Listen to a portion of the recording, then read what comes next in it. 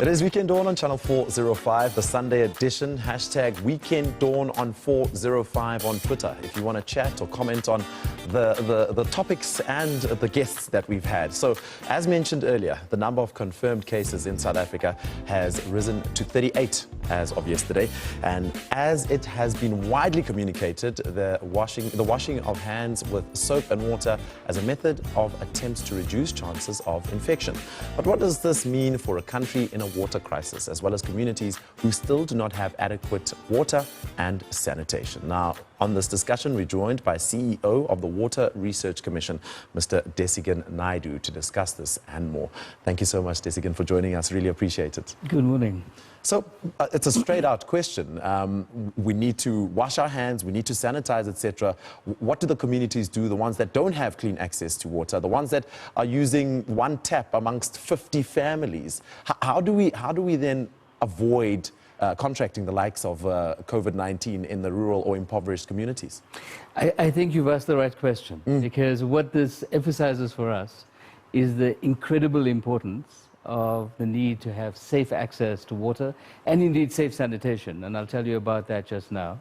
And what we potentially are going to see with this virus is a division once again between the served and the unserved.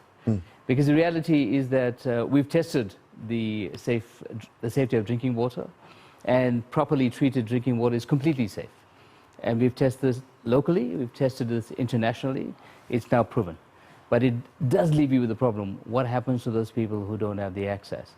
So the simple methodologies are still the right ones. One is that if you do not have a safe access to water, you have to treat the water before you use it. You have to put in a little bit of disinfectant into the water. And boil it, etc. You could boil it.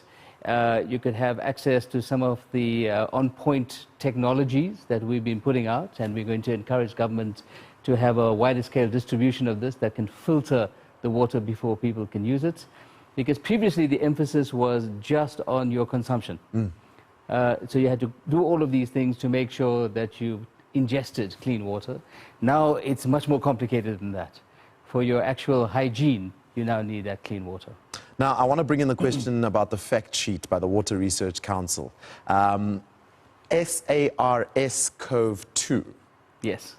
Can you just explain that now? I need to get it from the beginning, because this sounds very technical now.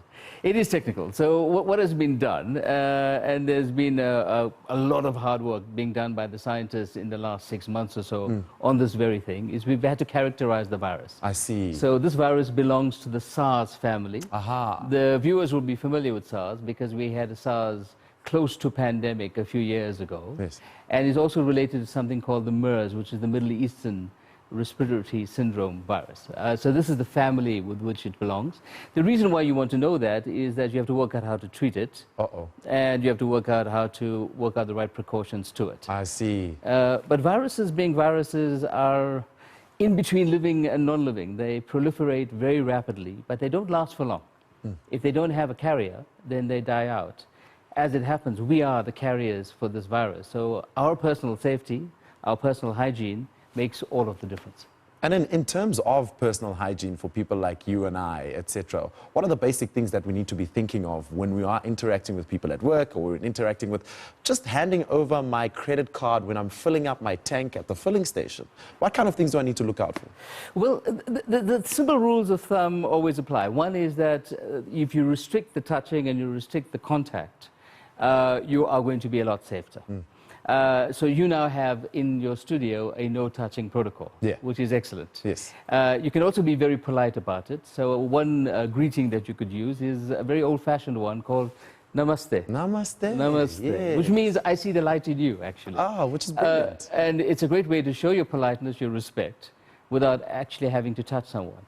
The second thing that we have to engage around this thing is that while you can do this for yourself in a controlled environment, in an uncontrolled environment, this becomes very difficult.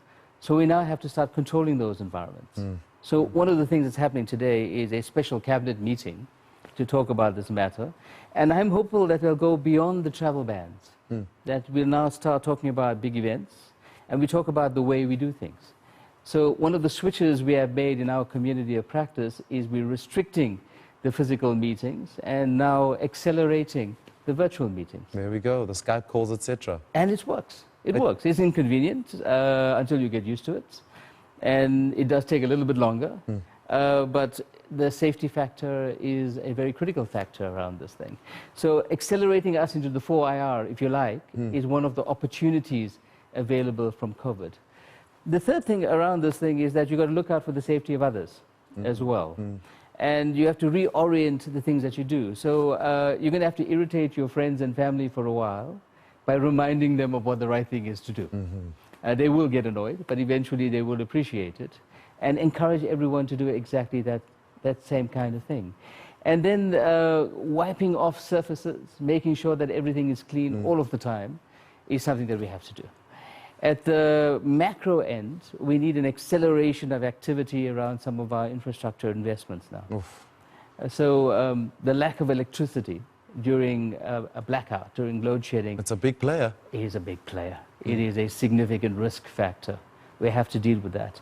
Making sure that those who are unserved with clean water are now served is now a priority factor.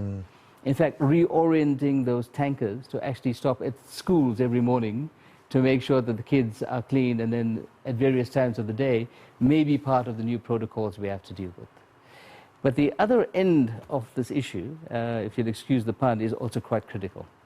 The sanitation side. Because sanitation and the treatment of wastewater is one of the very, very big issues. And we're prone to disease in that environment. COVID is as opportunistic as any other disease. They've already found COVID virus in the stools of infected people. It's a real phenomenon. We have to make sure that we do it safely and we accelerate our programs to get everyone into that safety. Doc, on the back of what you're telling me, it seems as though government is not prepared for what's about to happen in terms of sanitation and how COVID has been, COVID being found in stools and COVID being found in very different areas, and especially when it comes to clean water and access to clean water. Is government prepared? Are we prepared for this? Well, we're prepared for the emergency part, and the folk at the Department of Health have been working very hard at this and how to react to having an incident inside the system, which is really important. But the generalized things around keeping us safe into the long term is the stuff that we have to now accelerate. I mean, I think it is a good idea if in this discussion of the key decision makers, they start prioritizing the infrastructure options around this, which is a global emergency. We are in a pandemic status. And thus far, only one country in the world has plateaued on its infection rate, and that's China. And it's done that on the back of extreme measures. And part of those extreme measures was ensuring that people have safe sanitation, then they have safe water access throughout the day. And this is something that we simply have to do. What do I do going forward? It's just to use water. I feel like I feel horrible for using water and washing my hands so many times a day. But at the same time, we've got to keep the mentality that sparing water is still quite important, isn't it? Sparing water is very important, but washing your hands and washing your body during the day does not have to take vast amounts of water. We just have to return to the old ways of doing things again, you know, before the showers. When you actually had your bath out of a bucket of water, it's the same kind of protocol. And the safety versus the cost is a very significant factor here. You simply have to keep yourself clean in order to safeguard yourself and everybody else around you. Now, in terms of what the Water Research Commission does, how do we get more information about water and sanitation and what you guys do generally? Just to clue ourselves up and maybe teach the ones who don't know a lot about water and sanitation, etc. Well, look, the first thing is that we want to make sure that everybody is hyper-aware of the safety issue. There's the word, hyper-aware. Hyper-aware. The second is that we have a load of products that are on our website that are downloadable completely for free. And we are also going to issue other forms of media for those people who don't have access to the internet. So on our website, you'll get water quality guidelines, you'll get manuals, and you'll get simple graphics of the things that you need to do immediately. Basics. The basics. And this is what people need to know, and they have to remind themselves of all of the time. So all of these are available on our website. What is your website? It's www.wrc.org.za. If you want to get more involved in the science, those reports are also available free of charge. And we're part of a global community of practice called the Global Water Research Coalition. These are 14 WRC institutions all over the world. Oh. And we're working together on this. And in fact, there is now a GWRC fact sheet as well. So you have access to their information as well. And some of these countries are severely affected already by the virus. So there are some European countries involved which are at a different stage of dealing with what we only are starting to deal with in this country. Dr. Dhesigen Naidoo, thank you so much for your time. Really appreciate it. Thank you. There we go. That was CEO of the Water Research Commission, Mr. Dhesigen Naidoo, talking to us about the link between COVID-19 and its link to water, sanitation, as well as hygiene. So it's almost 8 o'clock. Time now for a quick ad break. And when we come back, we chat to Newzroom Africa's contributing editor, Karen Morn, about the public protector, Busisiwe Mkhwebane. Stay with us on Channel 405.